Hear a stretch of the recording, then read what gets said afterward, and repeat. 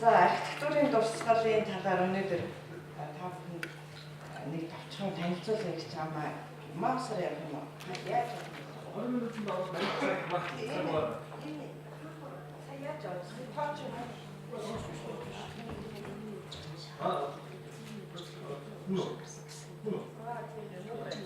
За тэгэхээр архитектур гэдэг бол шинжлэх ухаан. Тэгэхээр ямар шинжлэх ухаан бэ гэдэг архитектур гэдэг нь хүний аюулгүй таатай амьдрах орон зайг бий болгодог тийм тэрийг архитектур гэдэг. Тэгэхдээ бид нэр архитектур гэдэг маань өөрөө шинжлэх ухаан архитектор гэдэг оохтой бичгээрээ тэр мэргэжлийн хүний хэлдэг. Тэгэхээр манай одоо сэтгүүлч тэгэл зарим хүмүүс мэргэжлийн бус хүмүүс архитекторч гээд архитектурч гээд ингээд телевизийн мэдээ янз бүрийн лекц үнээр янз бүрээр ярьж байгаа байхгүй. Гэхдээ ядтаа бид хэднийг архитектор, архитектур гэдэг хоёрынхаа нэг ялгааг мэдээд мэргэжлийнх нь одоо эзэмшиж байгаа хүний архитектор гээд шинжлэх ухааны архитектур гинэ. За тэгээд архитектур гэдэг юу ч нөөрөө урлагийн бүтээл урлаг учраас өв дотрооны урлагийн бүтээлүүдийн өв гэдэг орж байгаа. Тэгээ би нэг танарт хүмүүс заасан махалдаа өв нөгөө үлддэг өв соёлын өвийн заасан. Гэхдээ ер нь өв гэдэг ерөнхий ойлголтыг бас хэлж ирсэн байхгүй юу? Өнгөрсөн үеэс бидэнд өвлөлтөн үлдсэн одоо бидэнд байгаа ирээдүйн хойд үед маань түүнээс суралцаж түүний гайхан бишэр сэтгэл оюуны таашаал авч явах үднээс тэдэнд уламжлан үлдээж байгаа альва үнэт бүх зүйлийг одоо өв гэж хэлнэ гэдэг. Тэгэхээр соёлын өв гэдэг маань юу вэ гэхээр энийг бид нэр энэс арай жоохон яагаад соёлын өвийн шинэ хуулийн дээр оруулж өгсөн байна шүү дээ. Бүгэн тодорхой орон зай, цаг үеийн аль нэг хэсгийг төлөөлж чадах байгаль, нийгэм, түүх, соёл, урлаг, шинжлэх ухааны үнцийн ач холбогдол бүхийг нэдүүлгийн болон оюуны үнэт зүйлийг одоо соёлын өв гинэ гэж бид нэр юун дээрээ. Гэхдээ энэс арай жоохон довчхоноор хуулийн дээр анхудаа бодны хууль нь соёлын өвийн нэр томьёо гэдгийг оруулж өгсөн. Тэрэн дээрээ ингэж яатсан байгаа. За тэгэхээр өнөөдөр бид нэр юу ярих гэдэг байгаа гэхээр соёлын өвмөн дотор бид нэр бүгдээрээ мэдж байгаа. Бит төв, бит бус гэж хуваагдж байгаа. Бит бус маань өөрөө үл хөдлөг гэсэнтэй. Тэгэхээр өнөөдөр бид нэр яг одоо энэ үл хөдлөхийнхаа тухай тоолох хийж байгаа. Үл хөдлөх гэдэгт одоо төрөл бүрийн дурсгалууд цэгнээс архитектурын үл хөдлөх дурсгалын дагуу би ярих гэж байгаа. За тэгээд нөгөө доктор бит төв маань ингээд тусгүй үнэн дээр нь одоо сүүлийн үед ЮНЕСКО-гийн гаргаж ирж байгаа баримтат төв гэдэг маш чухал категори гарч ирж байгаа шүү дээ. Тэгээ баримтат төвийн талаар бид нар хуулийн нэрийг жагалсан байна. За тэгээ бит бус бодуулъя. За тэгвэл үйл хөдлөх дурсгал маань юу вэ гэхээр архитектурын болон археологийн тэгээд байгаль түүх соёлын дурсгал газар зэрэг тухайн газартай хүрээлэн байгаа орчны хамт хадгалан хамгаалж үнцэн ач холбогдол нь оршдог. Тэр байгаа газраас нь зөрчгөл нөгөө үйл явдал болж байсан яг тэр юун зориулж хаана яаж босгосон бүх юм чинь үнцэнгөө одоо нэг хэсэг чинь 60-аад оны үед чинь бүгдийн нөгөө нэг ангийнхаа төв соёлын ордон үзийнхээ зүүж авчираа тавьдаг байсан шүү дээ чадлага яриад. Тэр бол одоо тэгээ нөгөө үнцнийг авдаг болж байгаа.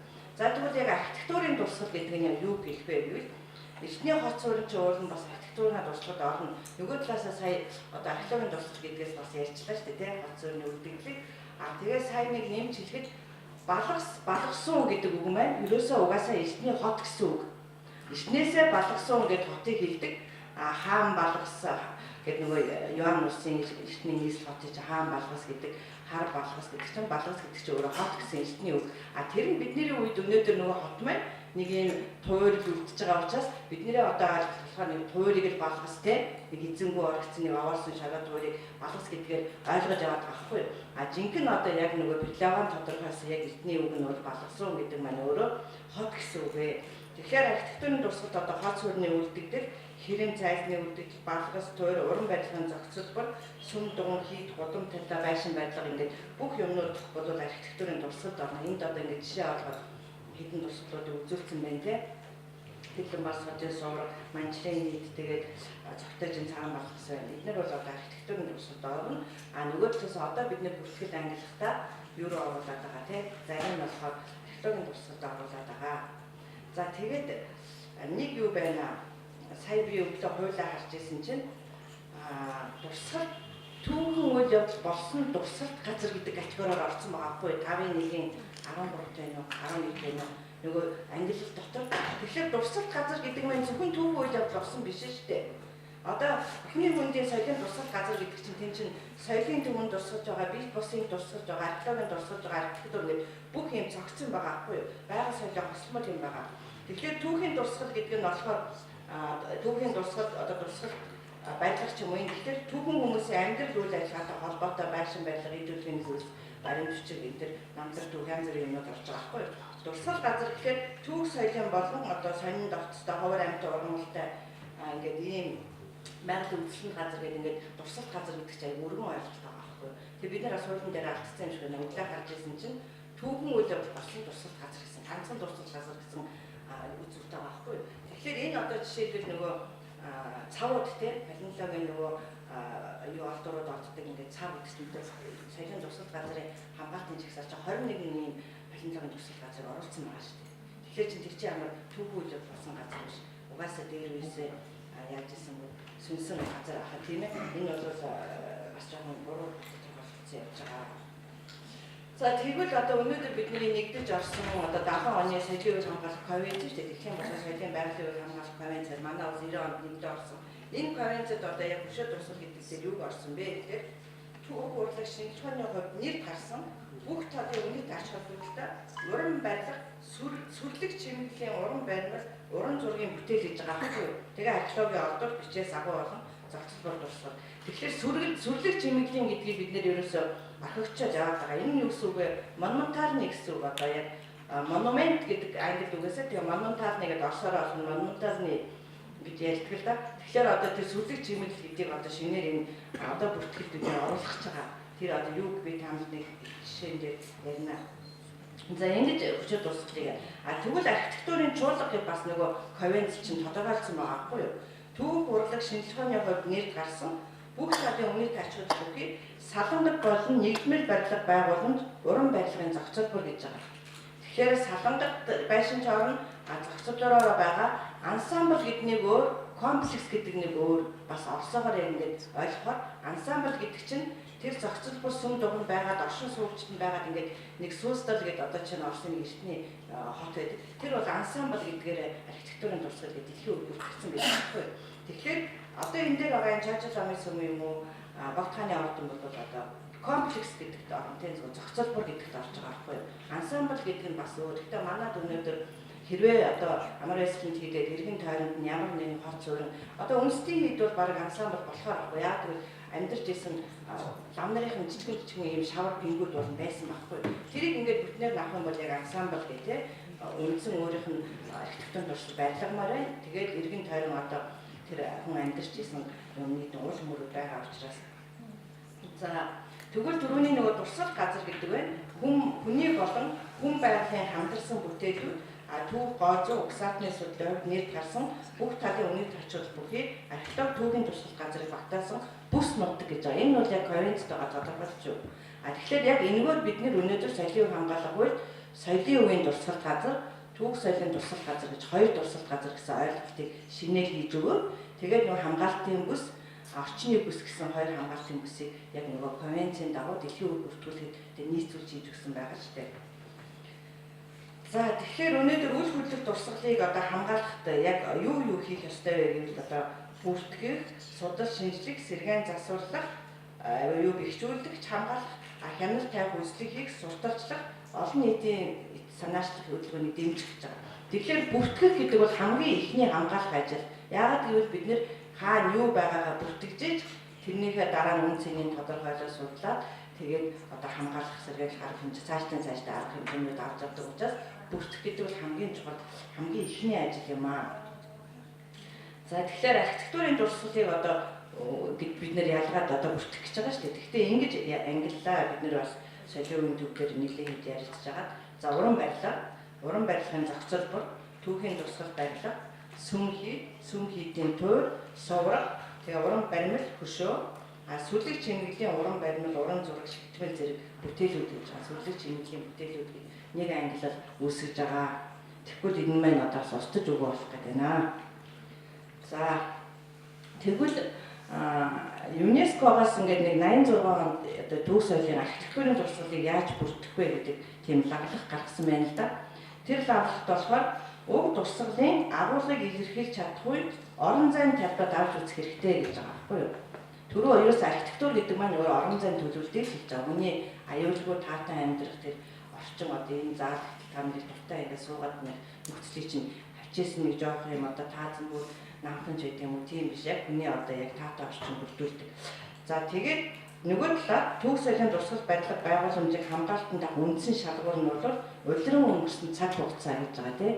Ингээ угаасаа архитектур гэдэг бол чулуугаар бичсэн төв гэдэг. Архитектур тухайн яг тэр барилгыг барьж байгаа тэр тухайн нийгэм, эдийн засаг, улс төр бүх юм одоо тэр архитектурын барилга байшингаар илэрхийлэгдэж байдаг. Тийм учраас одоо тэр хизээ барьсан бэ гэдэг бол бас нэг гол шалгуур үзүүлэлт.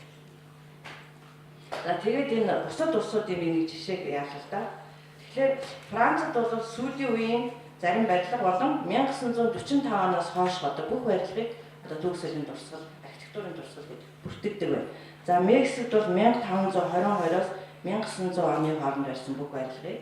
За Польшид бол 1939 оноос хойш.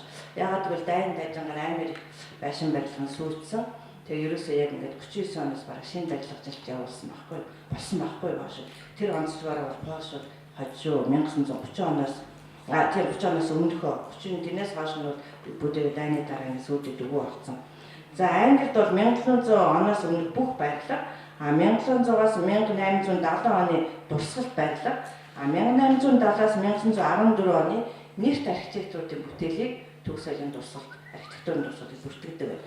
За тэгвэл манайх яасан бэ гэвэл анх одоо 1994 онд бид нэр анхны төгс соёлын хамгаалах хууль гаргасан шүү дээ. Тэрэн дээр эрдэмтэн мэрэгтэй ингээд ажлын хэсэг гаргаад эрдмийн зөвлөлөөр бид нар одоо архитектурын төгс соёлын дурсгалаа барилгаа хэдэн оноос авах вэ гэдэг.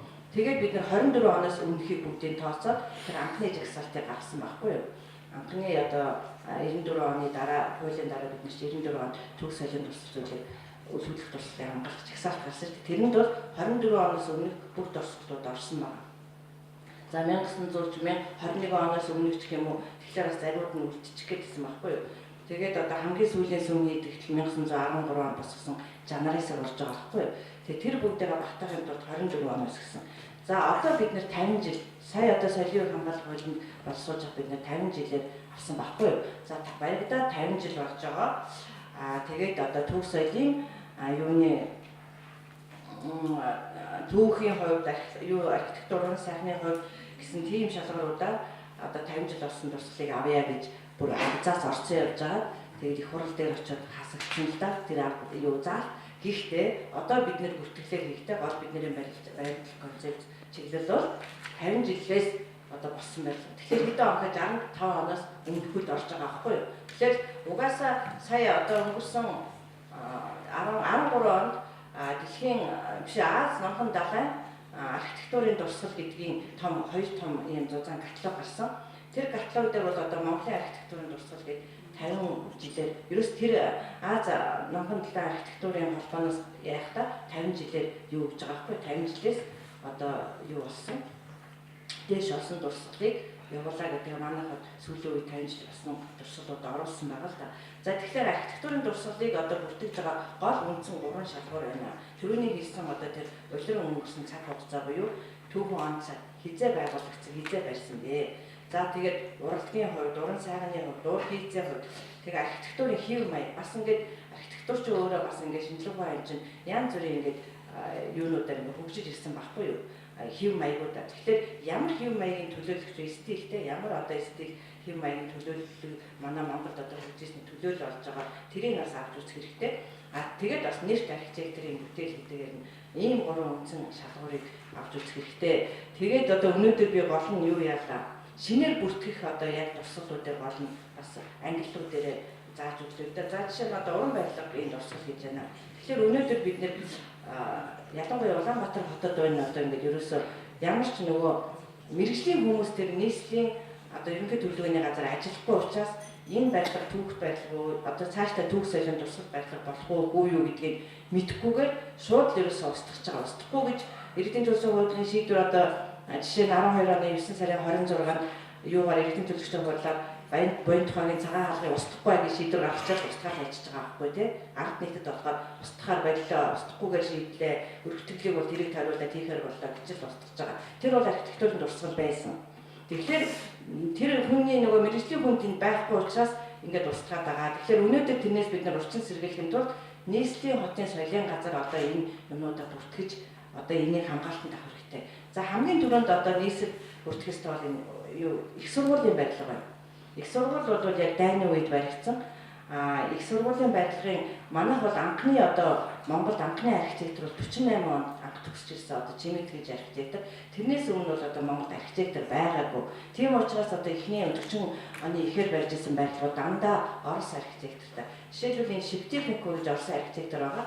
43 онд ирээд одоо манайд бас хот хөдөөгөр архитектурын судалгаа хийжсэн Монголын архитектурын түүх гэсэн 61 онд тийм ном бичсэн Шевченко гэж архитектор байдаг. Тэр хүний зургаар хийсэн одоо энэ Монгол Улсын их сургууль байна. Энэ бол одоо гарцаагүй бид нэр түүх соёлын дурсгал барилга гэдгээр бүртгэх хэрэгтэй.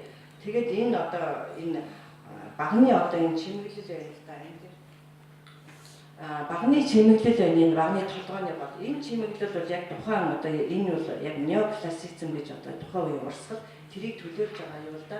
Тэгэхээр энийг бол манай яг нэвтрүүлээд дорический дори, ионический ион, коринфский гэдэг ингээд гурван төрөл байдаг. Энэ бол яг коринф гэдэг стил одоо хэл заавар нэ л да. Тэгэхээр манайд бас тэр тухайн үеийн Европын тэр архитектурын урсгал орж ирж ирсэн байна гэдэг чи одоо энэ дурсгал барилгын элементүүд бас харуулдаг байгаа. Тийм тэр утгаар нь бас он цагаар нь энэ бол аль аль шалгуураараа бүртгэх ёстой. За энэ уран барилга энийг байраа цогцсон чи уран барилга гэдэг хэрчгэн явж байгаа юм.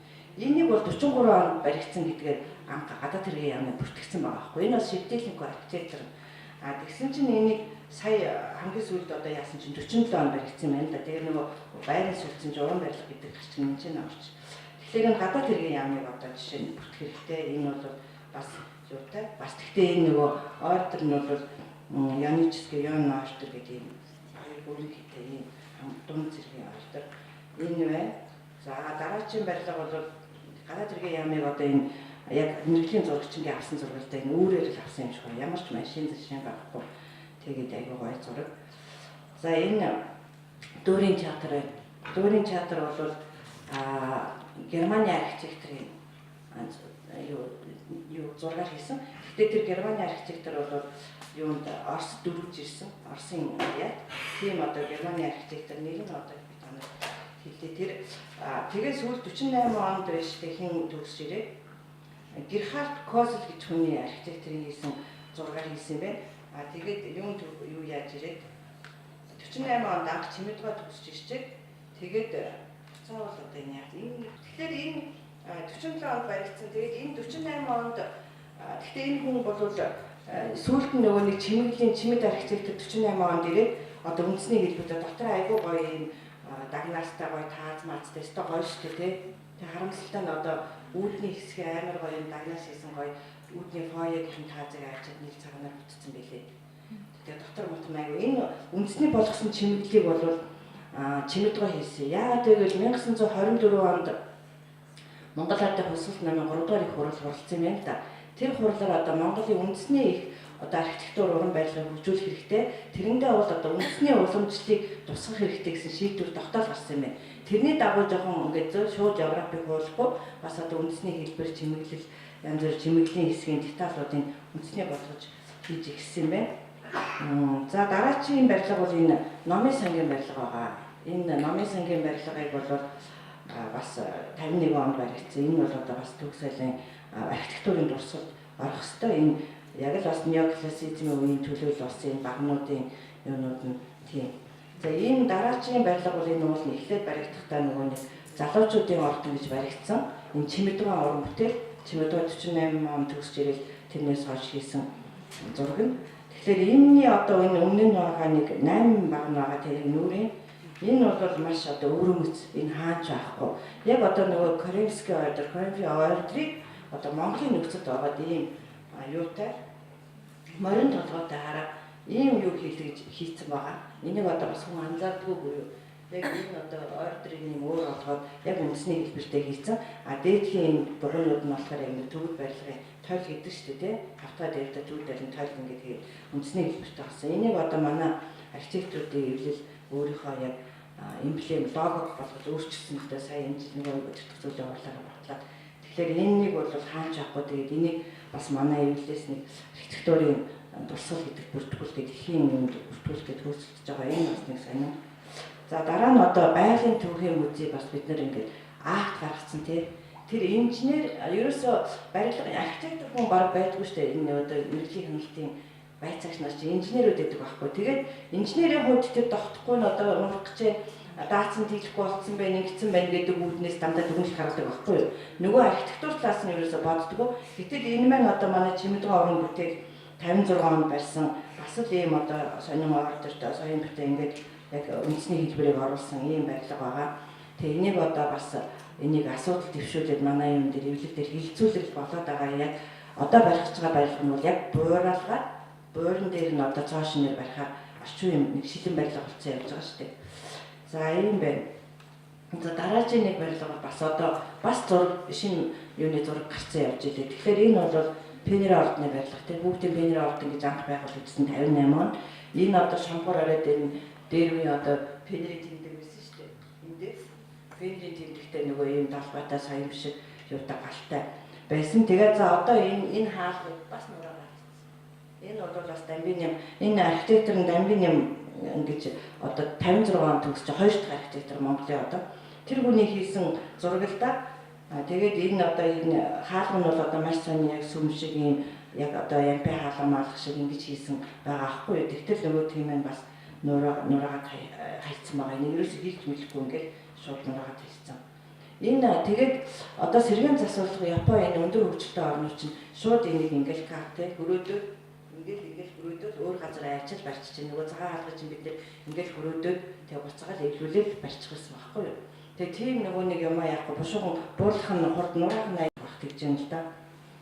За дараа чи энэ орон нутагт байгаа барилгуудыг би одоо сайн мэдэхгүй учраас яаж юм л да Улаанбаатар хотоор жишээ аваад байна. Тэгэхээр орон нутагт саяны дээр хийсэн 3 шалгуурыг барьж агаад бүртгэх хэрэгтэй байхгүй юу?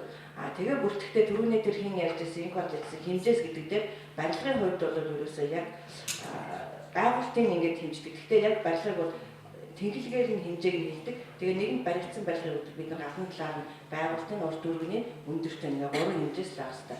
Тэгээд дөрвөн талынх нь одоо фасадны дөрвөн талын зураг авах хэрэгтэй. Нүүр талын фасад, тэгээд хажуу хоёр хажуу арт заавал авах хэрэгтэй. Тэгээд гол нь одоо хэний бүтээл вэ? Архитекторын нэр заавал авах хэрэгтэй. Байгуулагч зам байх хэрэгтэй тийм.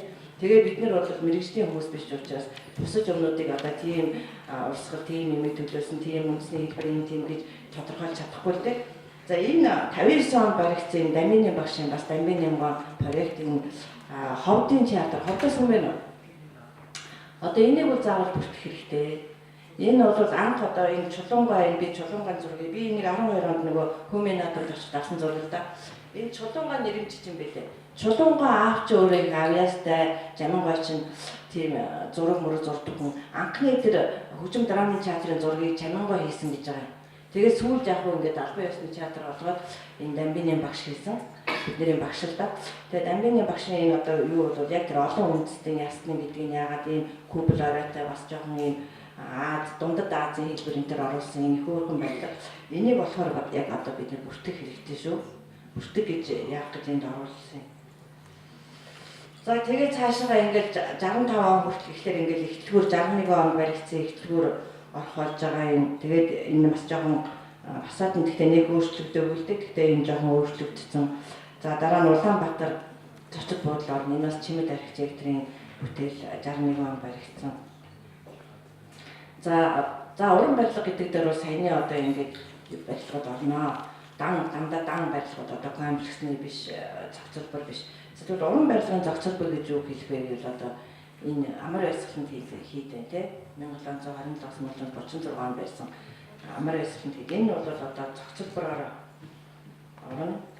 За жишээ олгож байна л да би Богд хааны ордон музей сүмээс гадна одоо ордон тий Богд хааны музей гэж хэлэхгүй бид нар яг одоо Богд хааны ногоон ордон л гэдгээр болно. Жагсаалтанд орно байгаа байхгүй юу? Музей биш. Музей бол 24 оноос хойш музей болсон. Эний чинь анх бол Богдхааны зуны ордон, одоо ногоо ордон, цагаан ордон, шар ордон гэж 3 ордонтой байсан. Тэгээ ногоо ордон гэдэг нэрээр нь орсон, одоо шинжилж орсон зөв гэж бодож байна. За дараачийн нэг юу бол түүхийн дурсгал барилга гэж байгаа. Түүхийн дурсгал барилга гэдэг бол одоо архитектурын хувьд юм гоё хийцтэй, уран сайхан одоо ямар нэгэн хэв маяг энэ төр харуулаагүй байж болно, янз бүрийн гоё чимэглэгүй байж болно. Тэр бол тухайн одоо Монгол Биеийн улсын түүхтэй холбогдолтой эсвэл түүхэн нэг одоо нийгмийн зүтгэл түүхэн хүний амьдралтай үйл явдалтай холбогдолтой бол бид нэг түүхийн дурсгал барилгыг бүртгэнэ. За энэ одоо нөгөө хамгийн ихэнд байгаа чинь юу? Зуны ордон. Энэ бүгдийг зуны ордон. Бид нэр сая өнгөрсөн онд нэг хотод байгаа энэ юмнуудыг бүртгэж өөрийн болгох гэдэг нэг төрөмж жаамаар дайлис гаргаад авсан л да яг юм 3 барилга байгаа энэ зуны ордноос үлдсэн. Энэ нэг барилгад Ихэл сан бол одоо гэрээгээр авц. Гэхдээ гэрээний хугацаа дууссан. Нийслэлийн л одоо энийг яг бүртгэж угаасаа бүртгэлтэй байдаг. Гэхдээ энийг улсын хамгаалалт руу энэ тоолгоч чинь тийм үстэй хата зарим нь шинээр бүртгэн, зарим нь зэрэг он хугацааны үед яаж зэрэг авахулна. Мэдээ түүхэн судлагдаад ирэхэл чинь өшөө илүү ач холбогдолтой бол одоо улсын хамгаалалт. За дараагийн нэг эргээхэн байшиг. Энэ бол нөгөө Монгол баригдажсэн яг тэр консулын дийн чаваар дандаа Оросын сууцуд байсан шүү дээ. Тэр консулын дийнчдэн нэг 1903-аас 4 оны хооронд 5 оны хооронд бол нэлээд олон Орос маягийн барилгууд баригдсан. Одоо анхны Евро 2 давхар байшин тэргээд тэр нөгөө кино үйлдвэрийн наан энтертэй нөгөө хуучин 7 дугаар дэлгүүр гэж байсан. Энэ эргээхэн байшин. Энэ болохоор эргээхэн 1920-аас 27 онд яг нөгөө Төв Азийн экспедиц гэж маш том экспедиц Азад Төв Аз манайхад хариулаад ингээд төв рүү явж судалж ирсэн хятад төвдөр тэр экспедицийн байрлаж ирсэн энэ байшин. Энийг одоо Монгол судлалын холбоо судлаад тодорхойлоод одоо ингэж яасан. Энэ жагсаалт нь байдгүй бол байхгүй шинээр авахтай. За энэ доотх нь болохоор нөгөө энэ болохоор алтан бол энэ сайн харагдах байна тийм. Алтан болдог байгаа нөгөө 1921 оны 3-аас 7 сард юу барилж ирсэн. Төв хороо дүрцгийн газар байрлаж ирсэн байшин. Ардын цэцгийн газар. За энэ нь болохоор Гиндэнгийн байр тийм. Бас энэ бол Германы инженерийн зургаар хийсэн 1930 он барьсан барилга. Энэ бол архитектурын дурсгал гэдгээрээ бас бид нэр одоо хамгаалтанд аваад бас түүхэн хүний юу энэ бол яг тухайн үеийн Германы яг барилгын стил орж ирж исэн юу төлөөлөл авахгүй. Дээрээс нь бас Гиндэн ерөнхий сайд Гиндэн амьдарч исэн 30-аас 37 он хүртэл амьдарч исэн. За энэ бол одоо энэ түүхийн дурсгал барилга. Тэгэхээр та нар одоо өөрийнхөө нутагт байгаа яг тийм түүхэн үйл явдалтай холбогдолтой барилгуудыг бол тэр уур хийцэн хамаагүй дурсгалд оруулах хэрэгтэй. Хатанбаатар Магсаржирын байшин гэж нэрлээд байгаа бол одоо та нараас зөв нэрээр нь нэрлэв. Баруун замын байлдааны штаб байсан байхгүй тэр одоо Хатанбаатарын музей болгосон Булган дэд нэг байшин байдаг те. Булганы хүн байна уу те. Тэр бол нөгөө нэг уул баруун замын байлдааны штаб байхгүй баруун зам одоо яаж яг зөвхөн Хатанбаатарч биш юу тийм. Тэгэхээр тэрийг тэрийн одоо нэр ус бүх юм дээр нь одоо нэг анх удаа үйлчлэхийн тоолго хийж байгаа юм чинь сайн шийдвэрлэх хэрэгтэй. За энэ сүм хийд гэж дараачийн юм те. Тэгэхээр сүм хийд аюу хэцүү байгаа. Гэхдээ сүм хийд гэдгээр салгацсан. Сүм хийд чинь бас нөгөө яагаад өдөө хүрч байгаад байгаа вэ? Архитектурын дурсгал яг гэдэг утгаараа бол ороод явж исэн баггүй юу? Тэгэхдээ нөгөө хитрхи их байгаа учраас сүм хийдээ бас архитектурынхаа уран барилгаас салгасан дээрээс бид нэр яриа салгасан л да. Тэгэхээр энэ түүхэн хийд би бас нэг арай нэг улиг дамаг болсон эрдэнэ цогц гэдэг юм уу хамраас гэлгүй нэг арай өөр юу яа гэдэг. Ингээд за түүхэн хийд энэ засч байгаа энэ зургийг бид нэр оруулсан засны дараа авсан зураг л да. За энэ одоо Бревийн хийд те. Бревийн хийдийг бас 8 онд ингээд бид нэр сэргийн засварсан гол зочин дугны. Гэхдээ энд хажууд нь бас энэ зүдийн дугуй гэдэг энэ шинээр засж байгаа. Тэгээ энд одоо яг хурлаар хийж байгаа юу байгаа. Дугуй байгаа. Тэгээ сураг энд бас нэг жоохон иргэний үгс. Энэ арга иргэний үгс. Энэ өөр муулаар ингээд хаттай хахан дээр згсэн зураг гэдэг байгаа. Тэгэхээр энэ нийлээд ингээд сүм хийдгээд ингээд том комплексээр орж байгаа байхгүй юу? За энэ нөгөө нэг Баян хонгорын галууц сүмийн Чис үжигт Номоо хааны сэргээн засварсны дараа одоо нэг ганц лам байсан явцсан гэсэн одоо энэ эзэнгүй байна уу те? Энэ одоо юу болж байгаа бас бүгдийн сэргээн засварсан. Нэг нь орноор төвөрөнгөөр бус дурын усаас мөн гаргаад зассан. За эднэр бол сүм хийд гэдэгт орноо одоо ингээд байж байгаа. Сайхан засаад зарим нь ашиглаж байгаа юм дээр. За тэрнээс гадна одоо сүм хийдийн туур гэсэн нэг ойлголт байж байгаа. Тэр нь болохоор энэ туурууд бол ихэвчлэн говийн аймагуд дээр л байгаа л да. Ягаад гэвэл нөгөө барилга барьсан материалаас шалтгаалаад түүхий тоосго гэдэг бид нэр зүгээр ингээд тоосго ингээд зохиод наранд хатаагаад тэргээрээ барьсан учраас тэгээд айгүй хэвэрхэн нөгөө мод ховор учраас модын данд аваад түлчихсэн угаасаа бага мод хэрэгэлсэн.